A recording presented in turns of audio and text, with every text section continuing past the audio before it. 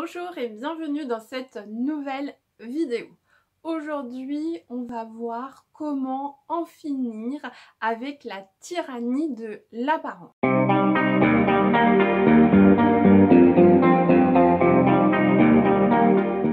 Si tu ne me connais pas encore, je suis Laurie, je suis coach et j'accompagne les femmes à se libérer de tout ce qui entrave leur épanouissement.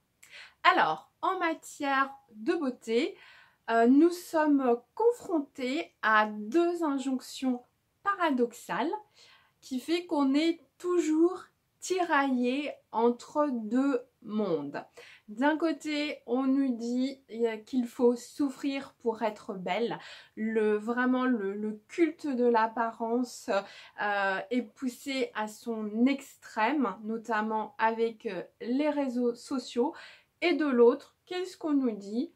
Eh bien, on nous dit que prêter attention à son apparence, c'est une marque de futilité.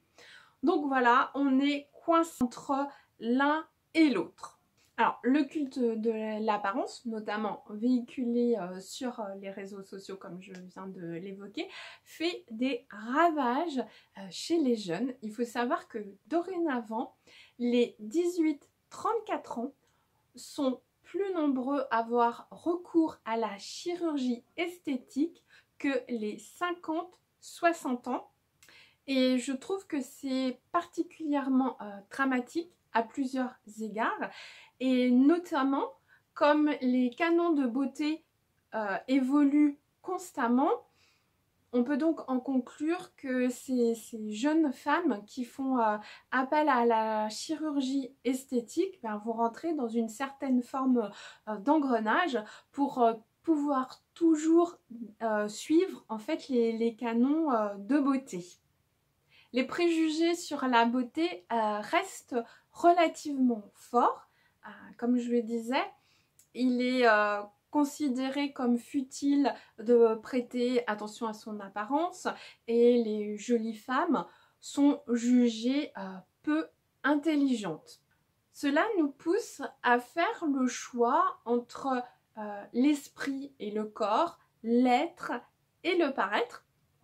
Et ce qui vient créer en fait une dissonance en nous, puisque nous ne sommes pas d'un côté un esprit et de l'autre un corps. L'esprit et le corps sont deux faces d'une même réalité. Et en fait, c'est justement cette dissonance qui va créer en nous une certaine forme de mal-être. Donc certaines personnes, notamment voilà, j'ai des femmes que j'accompagne qui ont fait le choix de plus faire attention à leur apparence, pensant notamment que leur complexe allait disparaître et puis qu'en nourrissant leur âme, elles allaient davantage se sentir bien. Malheureusement, ce n'est pas le cas. C'est comme, en fait, choisir l'un ou l'autre, c'est comme occulter une partie de soi. Et du coup, on ne peut pas se sentir vraiment bien malgré tous les efforts qu'on peut faire. Il y a toujours cette partie de nous qu'on a mis de côté et qui fait qu'on ne peut pas être pleinement épanoui. Et puis, voilà, si camoufler son corps faisait disparaître les complexes, ça serait. Bien évidemment, ce n'est pas le cas. Et même le fait de vouloir cacher, finalement, nous rappelle que nos complexes sont là. Et ça leur donne, finalement, d'autant plus d'importance à nos yeux. Alors, rapidement, enfin, je réexplique, hein, le complexe, c'est de l'ordre de la perception. C'est quelque chose sur lequel on a focalisé. Parfois, on va en faire une obsession par rapport à une image que l'on a, donc notamment des canons de beauté qui peuvent être véhiculés.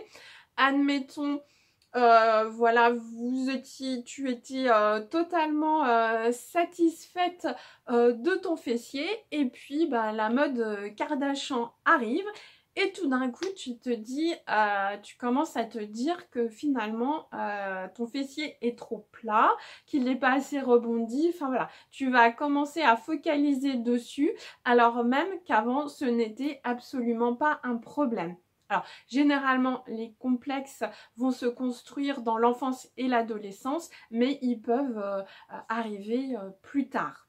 Alors, comment faire si tu avais jusqu'à présent surinvesti l'esprit ou le corps, ou enfin vice versa. Généralement, en fait, c'est plus que je peux constater l'aspect corps, apparence qui est mise de côté.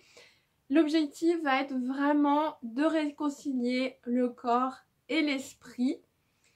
Et puis, ce que tu peux faire, pourquoi pas, c'est des choses vraiment toutes simples.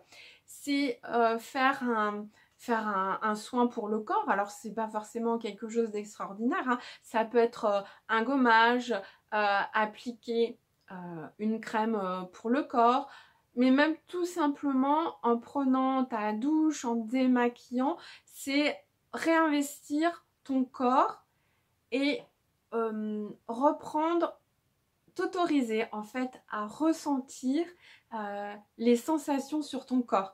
Les sensations en fait de l'eau qui coule sur toi dans la douche, les sensations de quand tu vas t'appliquer la crème sur ton corps, donc avec le toucher, l'odorat, puis avec l'odeur qui va s'en dégager.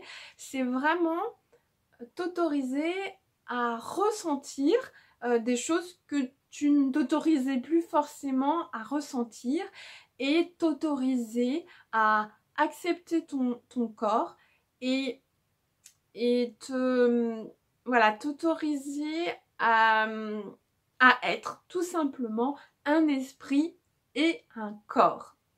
Et puis, si tu es vraiment, si tu as des complexes, donc comme je te l'ai dit, voilà, un complexe, c'est une perception, donc parfois qui est complètement déformée. L'image que tu peux avoir de toi, elle peut être distordue par rapport à la réalité. D'ailleurs, tu peux le voir, puisque quand, par exemple, je ne sais pas si tu estimes que tu as une bosse sur le nez, que dans un certain profil, c'est vraiment disgracieux.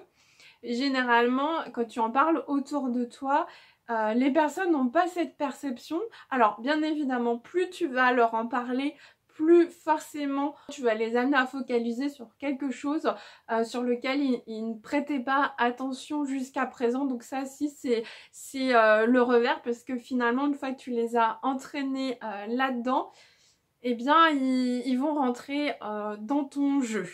Et pour démarrer cette nouvelle relation avec toi, cette relation dans laquelle tu vas réconcilier corps et esprit, je t'invite à t'écrire une lettre dans laquelle tu vas exprimer toute ta gratitude et tout ton amour envers toi.